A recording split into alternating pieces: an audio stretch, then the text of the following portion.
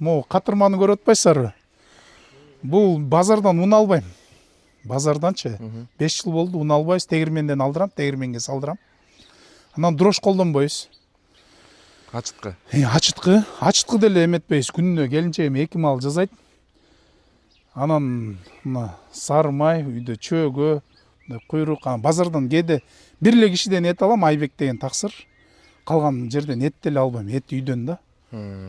Эт баягы таза органика, табигый оокатка басым жасагым келет. Мындайча айтканда, кола, фантанын жаназасын окуганбыз да. Мындайчачы.